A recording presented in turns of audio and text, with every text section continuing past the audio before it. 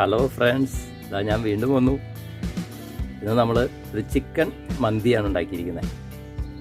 Chicken മന്തി എന്ന് പറഞ്ഞു കഴിഞ്ഞാൽ നമ്മൾ കുഴിമന്തി ഉണ്ടാക്കാനായിട്ട് നമുക്ക് കുഴിയൊന്നും ഉണ്ടാക്കാനായിട്ട് പറ്റില്ല. അപ്പോൾ നമുക്ക് കുഴിമന്തി ഒന്നുമല്ല, ചിക്കൻ മന്തി. കുക്കറോ ഓവനോ ഒന്നും ഉപയോഗിക്കാതെ, കുഴിയൊന്നും ഇല്ലാതെ നമ്മുടെ വീട്ടിൽ നമുക്കുണ്ടാക്കാൻ പറ്റിയ കുഴിമന്തിയുടെ അതേ ടേസ്റ്റ് വേണമെങ്കിൽ പറയാം, അതിലും രുചിയിൽ നമുക്കുണ്ടാക്കാൻ പറ്റിയ ഒരുപാട് മസാലകളൊന്നും കൂടുതൽ ചേർക്കാതെ വളരെ പാകത്തിന് വളരെ കുറച്ച് മസാലകളൊക്കെ ചേർത്ത് നല്ല അടിപൊളി ഒരു കുഴിമന്തി. അപ്പോൾ നമുക്ക് എങ്ങനെയാണ് നമ്മുടെ കുഴിമന്തി ഉണ്ടാക്കിയെന്ന് കാണാം. അതിന് വേണ്ടിയിട്ട് നമുക്ക് നേരെ നമ്മുടെ പാചകത്തിലേക്ക് പോകാം. നമ്മൾ ചിക്കൻ മന്തിക്കായിട്ട് ഒരു 2 കിലോൻ്റെ ഒരു ചിക്കനാണ് എടുത്തിരിക്കുന്നത്. ഇനി മാരിനേറ്റ് ചെയ്യാനായിട്ട് നമ്മൾ 1 ടീസ്പൂൺ മന്തി മസാല, അതിലേക്ക് കുറച്ച് ഉപ്പ്, അല്പം റെഡ് കളർ, ഇത് നന്നായിട്ടൊന്ന് മിക്സ് ചെയ്യാം. അത് നമുക്ക് ചിക്കനിലേക്ക് അപ്ലൈ ചെയ്യാം.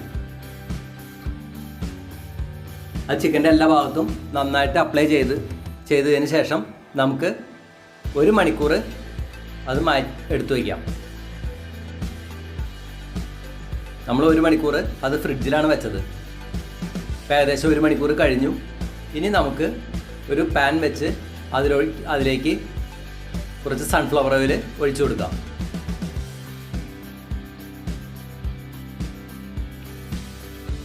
നമ്മൾ ചിക്കൻ മന്തിക്ക് വേണ്ടിയിട്ട് ഒരു സവാള നീളത്തിലരിഞ്ഞത്, കറുകപ്പട്ട, കരയാമ്പൂ, ഒരു 5 ഏലക്കായ, കുരുമുളക്, ഇഞ്ചി വെളുത്തുള്ളി പേസ്റ്റ്, സവാള ചെറുതായി അരിഞ്ഞത്, പച്ചമല്ലി, ഇത്രയുമാണ് കുഴിമന്തിയിൽ നമ്മൾ ചേർക്കാനായിട്ട് ഇൻഗ്രീഡിയൻസ് ആയിട്ട് മാറ്റി വെച്ചിരിക്കുന്നത്.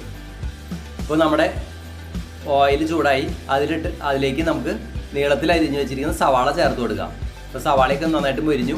അതിലേക്ക് 5 കരയാമ്പൂ, ഒരു 5 ഏലക്കായ, കറുകപ്പട്ട, ഇത് ചേർത്ത് കൊടുത്ത് നമുക്ക് നന്നായിട്ട് ഇളക്കി കൊടുക്കാം. അതിൻ്റെ പച്ചമണം പോകുമ്പോൾ നമുക്ക് അതിലേക്ക് കുരുമുളക് ചേർത്ത് കൊടുക്കാം.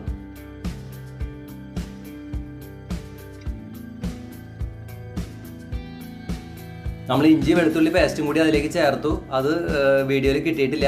ഇഞ്ചി വെളുത്തുള്ളിയും പേസ്റ്റ് ആക്കിയതും അതിൽ ചേർത്തിട്ടുണ്ട്. ഇപ്പോൾ അതിലേക്ക് നമ്മൾ ഏകദേശം ഒരു 8 ഗ്ലാസ് വെള്ളമാണ് ചേർത്തിരിക്കുന്നത്. ഇപ്പോൾ നന്നായിട്ട് തിളച്ചു. ആ ചിക്കൻ നമുക്ക് അതിൽ വെച്ച് വേവിച്ചെടുക്കാം. ഇനി നമുക്കൊന്ന് മൂടി വയ്ക്കാം. ഒരു 5 മിനിറ്റ് കഴിയുമ്പോൾ നമുക്കത് മറിച്ചെടുക്കാം. അപ്പോൾ ഏകദേശം ഒരു 5 മിനിറ്റ് കഴിഞ്ഞു. ഇനി നമുക്ക് ഒന്ന് തിരിച്ചിടാം.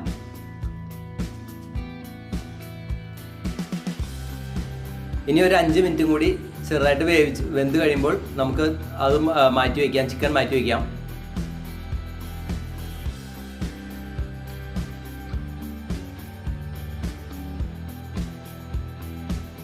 നമ്മുടെ ചിക്കൻ ഒരുവിധം വെന്തിട്ടുണ്ട്. ഇനിയും അതിന് വേവാനായിട്ട് നമ്മളൊന്നുകൂടി വേവിക്കും. ഇപ്പോൾ നമുക്ക് അതിൽ നിന്ന് ആ ചിക്കൻ മാറ്റി വെച്ചു. ഇനി ആ ചിക്കനിൽ നമുക്ക് ഒരു ടീസ്പൂൺ മഞ്ഞൾപ്പൊടി എടുത്ത് ഒരു ടീസ്പൂൺ പാലൊഴിച്ച് നന്നായിട്ട് മിക്സ് ചെയ്തെടുക്കാം. എന്നിട്ട് അത് നമുക്ക് ചിക്കനിൽ അപ്ലൈ ചെയ്ത് കൊടുക്കാം.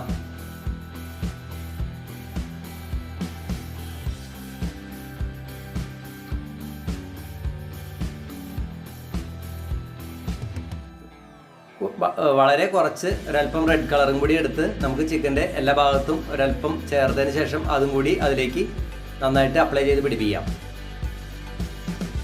അപ്പോൾ ഇത് നിങ്ങൾക്ക് ഇഷ്ടമുണ്ടെങ്കിൽ മാത്രം റെഡ് കളർ ചേർത്താൽ മതി. കാണാൻ ഒരു ഭംഗിക്ക് വേണ്ടി മാത്രമാണ് ഈ റെഡ് കളർ, അല്ലാതെ റെഡ് കളർ കൊണ്ട് വേറെ പ്രത്യേകിച്ച് ഗുണമൊന്നുമില്ല. അപ്പോൾ നമ്മുടെ ചിക്കൻ കാണാനായിട്ട് ഒരു ഭംഗി ഉണ്ടാവാൻ വേണ്ടി മാത്രമാണ് ഇപ്പോൾ ഈ റെഡ് കളർ അപ്ലൈ ചെയ്യുന്നത്. അല്ലെങ്കിൽ മഞ്ഞൾ മാത്രം അപ്ലൈ ചെയ്താലും മതി. ഇനി നമുക്ക് നമ്മുടെ റൈസ് പാകം ചെയ്യാനായിട്ടുള്ള പാത്രം അടുപ്പത്ത് വയ്ക്കാം. നമ്മളിപ്പോൾ കുഴിയുള്ള ഒരു പാത്രമാണ് എടുത്തിരിക്കുന്നത്. അതിലേക്ക് നമ്മൾ സൺഫ്ലവർ ഓയിൽ ചേർത്ത് കൊടുക്കുന്നു. ഇതിൽ നമ്മൾ നെയ്യ് ചേർക്കുന്നില്ല, ഡാൽഡയോ നെയ്യോ ഈ കുഴിമന്തിക്ക് ചേർക്കുന്നില്ല. നമ്മളിനി അതിലിട്ട് ആ ചെറുതായി അരിഞ്ഞു വെച്ചിരിക്കുന്ന സവാള ഇട്ട് ഒന്ന് വഴറ്റിയെടുക്കാം.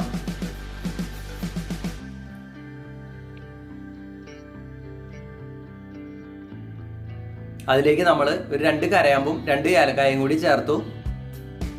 അപ്പം അതും പാകമായി. നമ്മൾ കോഴി വേവിച്ച ആ വെള്ളമാണ് ഇപ്പോൾ ചേർത്ത് കൊടുക്കുന്നത്. നമ്മൾ 1.5 കിലോ റൈസാണ് എടുത്തിരിക്കുന്നത്. 1.5 കിലോ റൈസ് എന്ന് പറയുമ്പോൾ ഏകദേശം 7 ഗ്ലാസ് അരി ഉണ്ടാകും. അപ്പോൾ 7 ഗ്ലാസ് അരി ഉണ്ടെങ്കിൽ നമ്മൾ ഏകദേശം ഒരു 11 ഗ്ലാസ് വെള്ളം അതിലേക്ക് ചേർത്തു. നമ്മൾ ചിക്കൻ വേവിച്ച വെള്ളം പോരായുള്ള വെള്ളം കൂടി അതിൽ ചേർത്ത് ഏകദേശം 11 ഗ്ലാസ് വെള്ളമാണ് ഇപ്പോൾ നമ്മൾ ഈ റൈസ് വേവിക്കുന്നതിനായിട്ട് എടുത്തിരിക്കുന്നത്. നമ്മളിപ്പോൾ 1.5 കിലോ റൈസ് അതിലേക്ക് ചേർത്ത് കൊടുത്തു. ഇനി അത് നന്നായിട്ട് ഒന്ന് ഇളക്കി കൊടുക്കാം. കുറച്ച് നേരം നമുക്ക് മൂടി വയ്ക്കുക, ഒന്ന് തിളച്ച് വരുന്നവരെ ഒന്നും കൂടി ഇളക്കി കൊടുക്കാം. ഇതിലേക്ക് ശരിക്കും 1 ഗ്ലാസ് അരിക്ക് 1.5 ഗ്ലാസ് വെള്ളം എന്നുള്ള തോതിലാണ് നമ്മൾ ചേർത്തിരിക്കുന്നത്. അപ്പോൾ നമ്മുടെ റൈസ് തിളച്ചത് വെള്ളത്തിൻ്റെ മുകളിലേക്ക് റൈസ് എത്തി.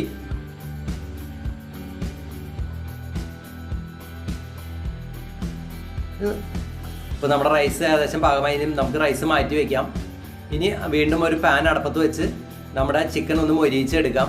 അതിന് നമ്മൾ പാനിലേക്ക് കുറച്ച് ഓയിൽ ഒഴിച്ചു. ഓയിൽ ചൂടായിട്ടുണ്ട്.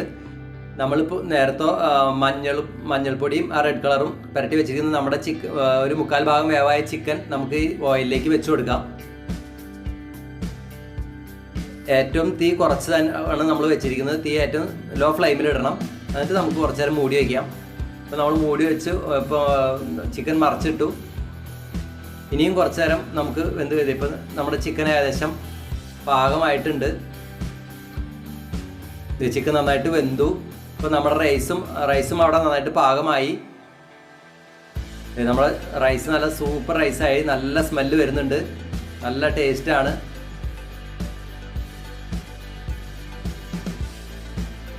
നിങ്ങളൊരു പ്രത്യേക ഒരു കാര്യം ശ്രദ്ധിക്കണം. നമ്മൾ റൈസിൽ ഉള്ള വെള്ളം ചൂടാകുമ്പോൾ അതിലേക്ക് ആവശ്യത്തിന് ഉപ്പ് ചേർത്ത് കൊടുക്കണം.